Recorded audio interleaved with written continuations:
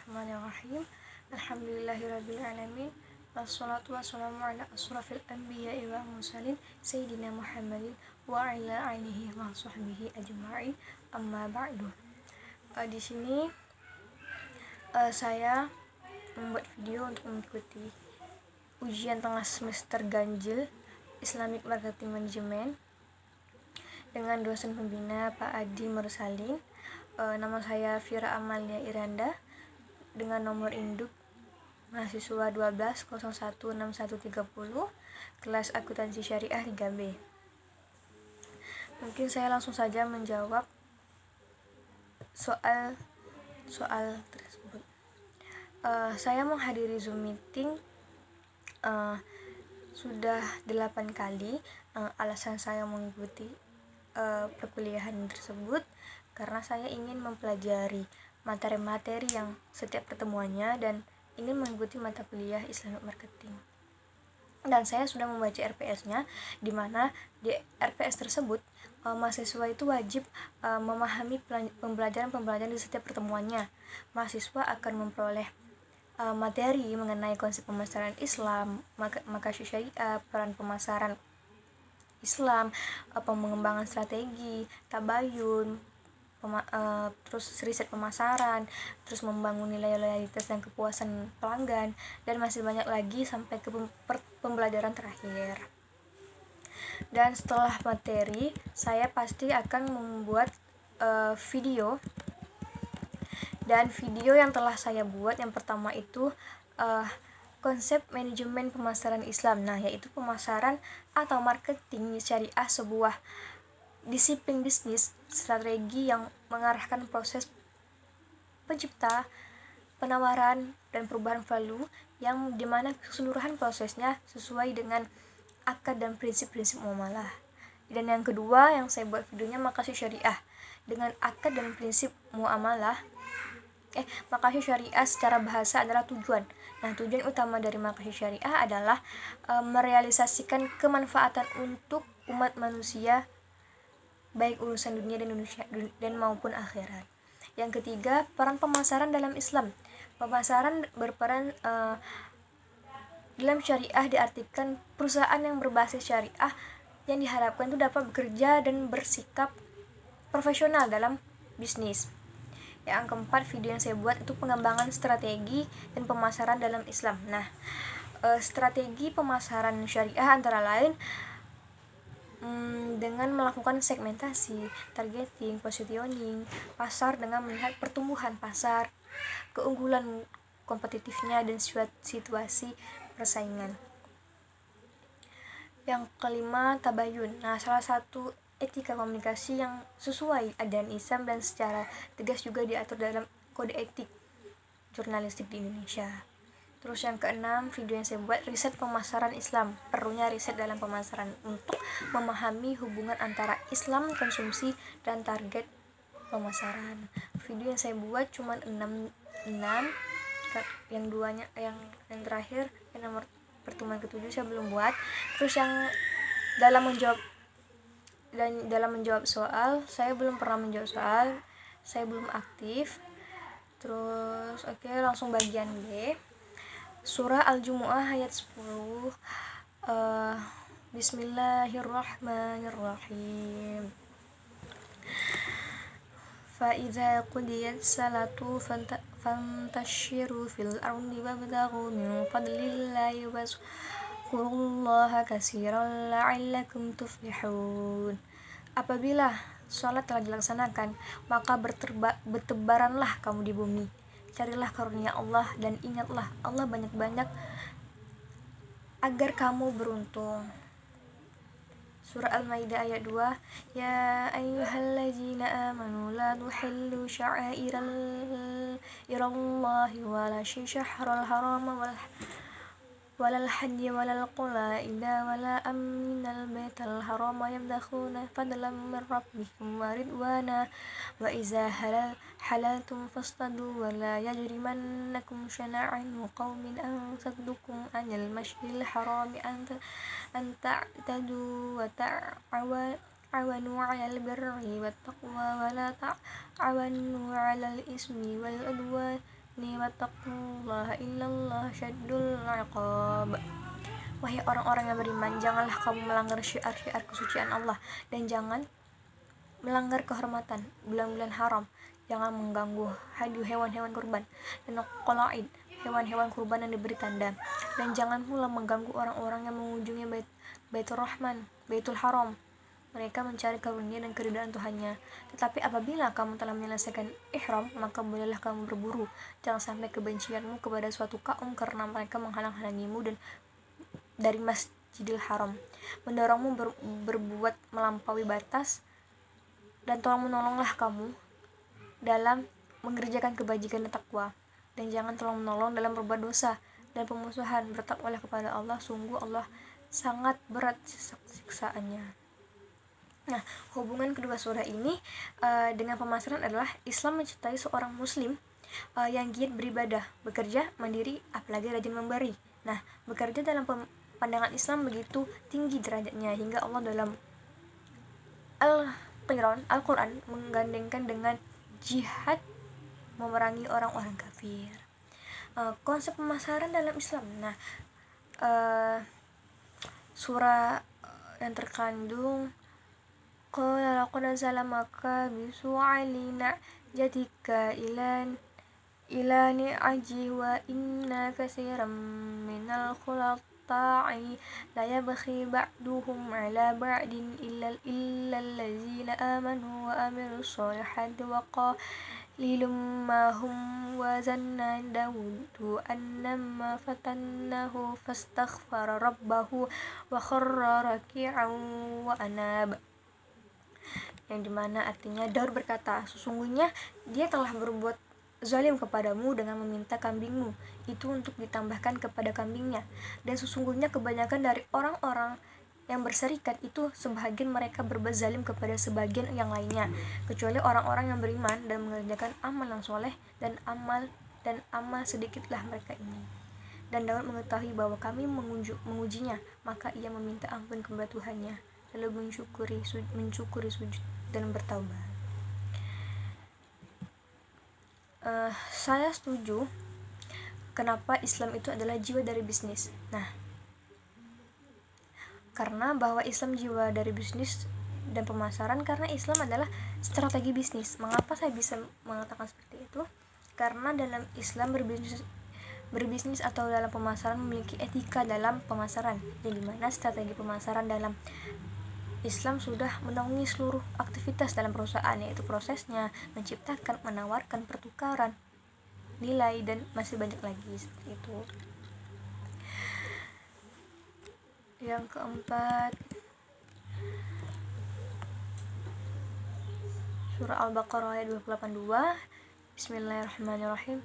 Ya ayyuhalladzina amanu idza tadayantum bidainin ila ajalin musamma fa'tubu wal yaktub bainakum katibun bil adli wala yaba katibun ayya yaktub kama 'allamallahu falyaktub falyumlil ladzina 'alaihi al-haqq wal yattakhillahu rabbahu wala yabkhas minhu syai'an fa in kana alladzi 'alaihi haqqu safihan aw daifan aw la yastati'u ay yumillahu wa falyumlil waliyuhu bil 'adl wastashhidu shahidaini min rijalikum fa illam yakuna rajulaini farajulun wa imra'atan mimman tardawna minasy-syuhada'a an tadilla ihdahuma fatadhakkara ihdahuma al-ukhra wala yabashi syuhada idza ma du'u wala tas'amu an ta'tubuhu sakhiran aw kabiran ila ajli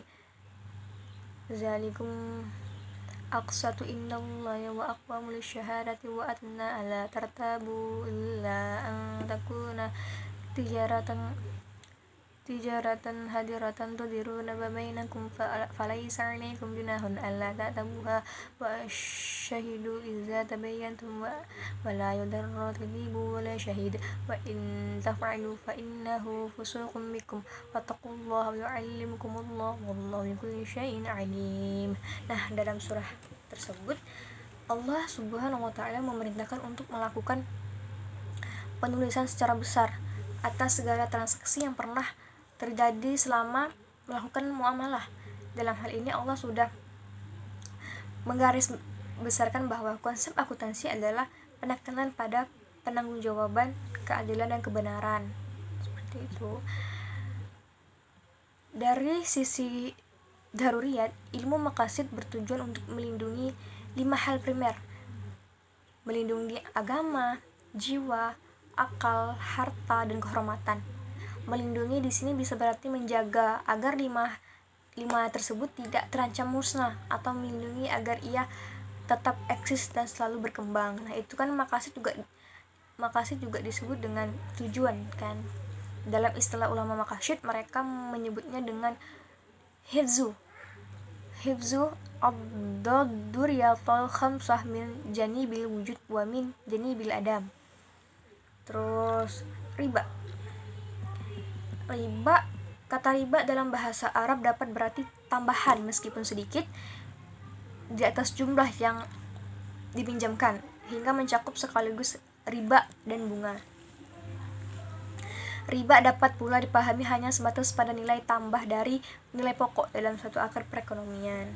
Nah, jenis-jenis riba ada 2, riba hutang piutang dan riba jual beli. Nah, riba hutang piutang ini terbagi menjadi 2, yaitu riba qard dan riba jahiliyah. Riba qard yaitu suatu manfaat atau tingkat kelebihan tertentu yang diisyaratkan terhadap yang berhutang. Kalau riba jahiliyah, riba yang hutang yang dibayar lebih dari pokoknya karena si peminjam tidak mampu bayar hutangnya pada waktu yang ditetapkan. Dan riba jual beli ini terbagi menjadi 2 juga, yaitu riba fadl dan riba nasi'ah. Riba fadl yaitu pertukaran antara barang-barang sejenis ya dengan kadar atau takaran yang berbeda, dan barang yang diperlukan termasuk dalam jenis barang ribawi.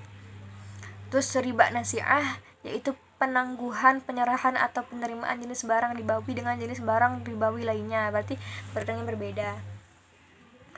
Terus talaqi rukban, yailah seorang pedagang menemui orang-orang yang sedang ingin menjual barangnya dengan memberitahukan bahwa barang yang ingin dijual tersebut di tempat itu tidak laku dan harganya pun murah. Tujuan dia mengatakan seperti itu supaya mengelabuhi si penjual agar bisa membelinya dengan harga yang lebih murah. Hukum jual beli ini adalah haram bagi pembeli ya, tetapi hukumnya tetap sah. Contohnya tuh seorang pembeli ini memberitahukan kepada orang yang menjual barangnya bahwa barang yang akan dijual tersebut tidak laku di tempat itu. Nah, dengan tujuan agar ia bisa memanipulasi harganya. Nah, selanjutnya ba'i najasi. Nah, di sini bisa disebut juga dengan rekayasa permintaan, yaitu bila seorang produsen atau pembeli menciptakan permintaan palsu seolah-olah ada banyak permintaan terhadap suatu produk sehingga harga jual produk itu naik gitu. Contohnya tuh bila harga sudah naik nih pada level yang diinginkan, yang bersangkutan tuh akan melakukan aksi ambil untung dengan menjual saham atau mata uangnya untuk mendapatkan untung yang besar. Selanjutnya tadlis. Transaksi tadlis merupakan transaksi yang tidak boleh. Nah, itu diharamkan. Kenapa diharamkan? Mengapa tidak boleh? Sudah jelas ya, tadlis itu diharamkan. Kenapa tidak boleh? Kalau menurut saya, karena transaksi tadlis mengandung unsur ketidaktahuan dari satu pihak yang melakukan transaksi jual beli. Ketidaktahuan yang masuk di sini tuh bisa jadi dalam kategori harga barangnya, kualitas barangnya, kuantitas barangnya, dan waktu penyerahannya itu tidak jelas. Dan selanjutnya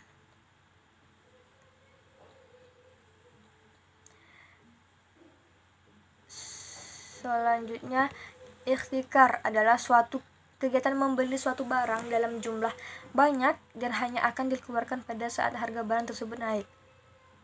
Ikhtikar ini merupakan tindakan aniaya atau zalim terhadap sesama. Bagaimana tidak terzalim kan? Karena ketika suatu oknum melakukan ikhtikar akan memberikan efek domino terhadap masyarakat maupun ekonomi. Kita ambil contoh kemarin saat di Indonesia muncul kasus COVID-19. Nah, untuk pertama kalinya yang menyebabkan permintaan masyarakat akan masker meningkat. Terus selanjutnya jual beli horor. Nah, jual beli horor itu adalah jual beli yang belum ada wujudnya, barang yang tidak mampu serah terimakan, dan barang yang memiliki ketidakjelasan dalam jenis maupun sifatnya. Ini seperti memberi kucing dalam karung, kita tidak tahu apa sih barang itu gitu. Nah, di sini selanjutnya menjelaskan tentang peran pemasaran dalam Islam. Pemasaran berperan dalam syariah diartikan perusahaan yang berbasis syariah yang diharapkan itu dapat bekerja dan bersikap profesional dalam dunia bisnis gitu. Nah, selanjutnya pengembangan strategi dan pemasaran dalam Islam. Strategi pemasaran syariah antara lain dengan melakukan segmentasi, targeting, positioning pasar dengan melihat pertumbuhan pasar, keunggulan kompetitifnya, dan suatu persaingan. Selanjutnya tabayun. Tabayun atau verifikasi merupakan ajaran penting dalam agama Islam yang harus kita amalkan agar sebisa mungkin terhindar dari fitnah. Apalagi di zaman sekarang itu fitnah sangat luar biasa. Apalagi dalam perusahaan. Nah, pasti ada orang yang tidak suka dengan perusahaan kita sehingga membuat fitnah yang membuat perusahaan kita tuh jadi miskomunikasi atau berantakan. Suatu kabar berita merupakan kewajiban bagi kita tuh, apalagi dalam perusahaan tuh wajib menelaah dulu berita tersebut benar apa tidak. Sebab terkadang kabar berita yang kita terima itu kan kebenarannya tidak bisa dipertanggungjawabkan gitu. Kadang-kadang berita itu hanya berupa isu-isu yang bersifat provokatif gitu, dan berita bohong belaka.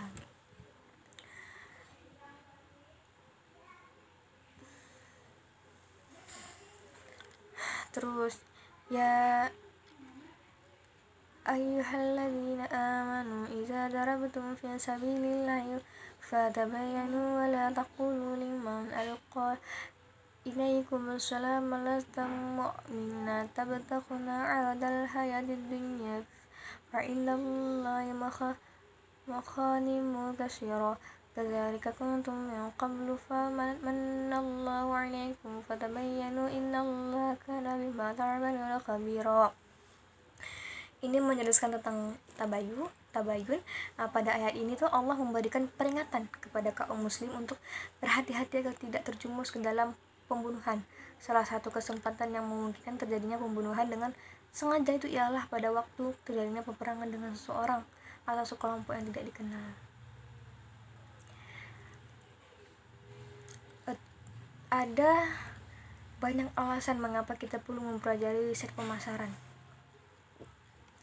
Menurut saya yang pertama itu kenapa kita perlu dan penting untuk meriset terlebih dahulu, karena kita mengidentifikasi masalah dan peluang di pasar itu seperti apa. Terus yang kedua kita menyusun strategi pasar karena kita sudah melihat gitu kan. Terus yang ketiga meningkatkan penjualan. Terus yang keempat memperkirakan penjualan. Yang kelima merevitalisasi brand, kita tuh menyaring brand. Terus yang keenam memudahkan pengenalan produk baru. Seperti itu. Menurut saya untuk membangun nilai memuaskan pelanggan itu, yang pertama memberikan perhatian khusus. Terus yang kedua ciptakan hubungan saling menguntungkan satu sama lain gitu.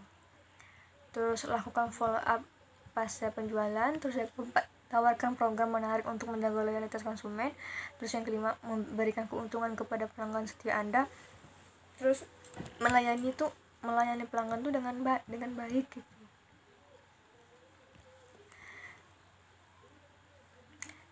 Yang terakhir, ya ayyuhallazina amanu la tuharrimu thayyibati ma ahallallahu lakum wa la ta'tadu innallaha la yuhibbul mu'tadin. Artinya, hai orang-orang yang beriman, janganlah kamu haramkan apa-apa yang baik yang telah Allah halalkan bagi kamu, dan janganlah kamu melampaui batas. Sesungguhnya Allah tidak menyukai orang-orang yang melampaui batas.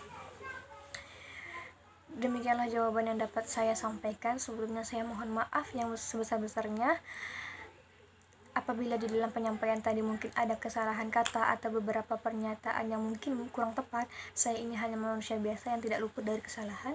Subhanakallahumma wa bihamdika asyhadu alla ilaha illa anta astaghfiruka wa atubu ilaik. Maha suci Allah dan segala puji bagi Allah Subhanahu wa taala. Aku bersaksi bahwa tidak Tuhan selain Allah. Aku memohon ampunan dan bertaubat hanya padamu. Wabillahi taufik wal hidayah. Wassalamualaikum warahmatullahi wabarakatuh.